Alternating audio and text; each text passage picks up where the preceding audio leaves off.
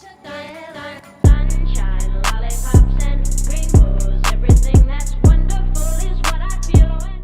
Hi, I'm Erika Gerdes. I'm a leadership advisor, coach, speaker, and writer. I work with teams and individuals to help them embrace their authenticity and live into their full range. What I know deeply is that our purpose on this earth is to live our lives fully, to be ourselves fully, because it is from that place that we will have the greatest impact and make the biggest changes in this world. Now, I believe that what we are intended to teach, we must first learn. So I come to authenticity with gritted teeth and white knuckles. I know this journey incredibly well. So what we're going to be talking about today is what I mean by authenticity, what stands in the way of our authenticity, and how you can begin practicing some very simple steps to help you be more authentic starting today. Like I said, I come to this journey with gritted teeth and white knuckles. I spent the majority of my life as an overachieving perfectionist people pleaser. I did all the things I thought I should do and became the person I thought I should be. I had a pretty good looking life. I had a good looking husband, a beautiful house in the suburbs, 2 beautiful little babies, and a dream job at Google. But behind the facade, I was desperately insecure and unfulfilled. I was going through the motions and I didn't feel like my life felt like mine. I was desperate for the answers, but I couldn't figure them out or how to do it right.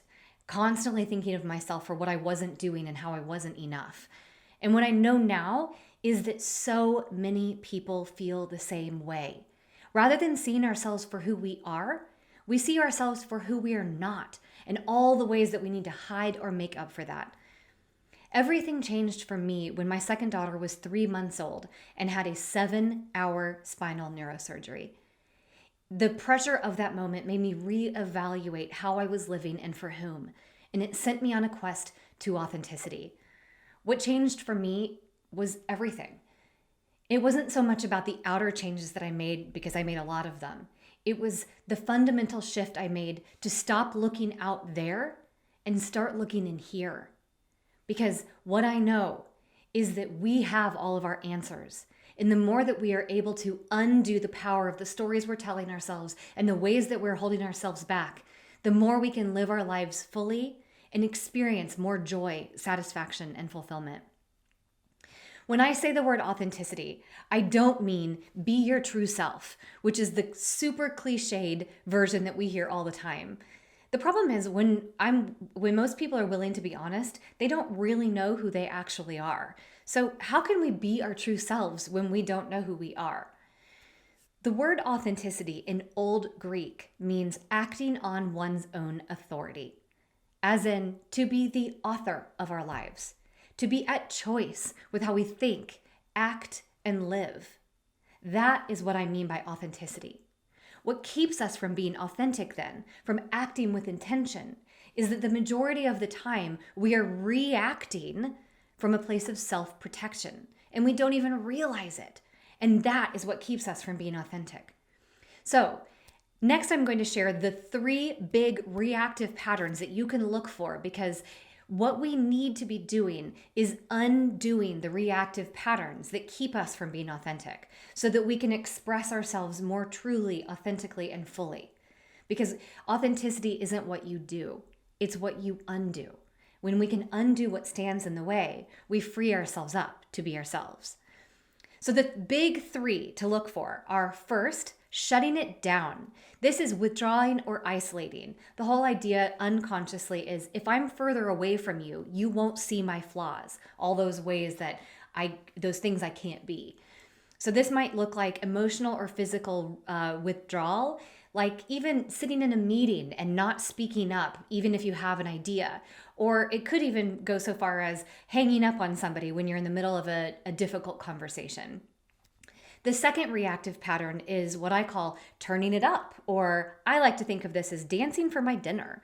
The unconscious idea behind this is if I turn myself into whoever you want me to be, then you won't see my flaws. So this looks like performing, pleasing, conforming, being a chameleon, all those ways that we shift into whoever we think we should be in order to hide who we can't be. The third reactive pattern is firing away. The idea here is if I am firing at you, you're too busy defending yourself to notice my flaws. So this can look like blaming, shaming, aggression, criticism, judgment, all those ways we deflect attention off of our flaws and onto somebody else. And again, we do all of these things and we do them all the time. The majority of our actions are actually reactions. So as soon as you're able to start noticing yourself reacting, it is a perfect place to practice more authenticity and intentionality. So next, what I'm going to do is give you the 3 simple steps that you can follow in any moment to practice more authenticity. These are reflect, accept, redirect. So let's go through a quick example to explain what this looks like. So let's say, for instance, that you are in a meeting with your manager and you roll out a proposal for a project that you've been working on and you've been working hard on it. You're very proud of it. And your manager's first reaction is that all you've got? This actually happened to a client of mine. And I think it's fair to say that most of us would react to that. But before we launch into a reactive, self-protective mode, let's first reflect. So instead of going outward to self-protect, we go inward to reflect. What is the story I'm telling myself? What is the physical experience I'm having? If you pay attention to the stories in your head, you'll probably notice the theme is something along the lines of, oh my goodness, he doesn't like what I just proposed. He thinks it's stupid. I am stupid. What if I'm not capable? What if I get fired? What if I lose my house and I live under a bridge? By the way, I used to think I was the only one that feared that my immediate next step was living under a bridge, but I've heard it from so many people now. I know most of us go to that place. And here's the thing, we are reacting in self-protection to avoid that outcome. And it has very little to do with the experience we're actually having in the present moment. So again, reflect on the story you're telling yourself. What is the bad outcome that you are trying to prevent from happening? It's probably not nearly as real as you think it is. The second step then is to accept. When you notice the story coming up, when you notice the physical, emotional response that you have, just let it be there. Most of us try to ignore it, shove it away, or deflect it in some way. But when we can just allow an emotion and an experience to be there without doing anything with it, it can pass very quickly. In fact, the physiological lifespan of an emotion is 90 seconds. That's it. So if you can just let it be there without doing anything to it, it'll pass much more quickly. So what this means is instead of saying, oh my gosh, there's my story again, celebrate yourself for having caught it because you've just caught something that you've been doing most of your life. And now you have the opportunity to shift away from it.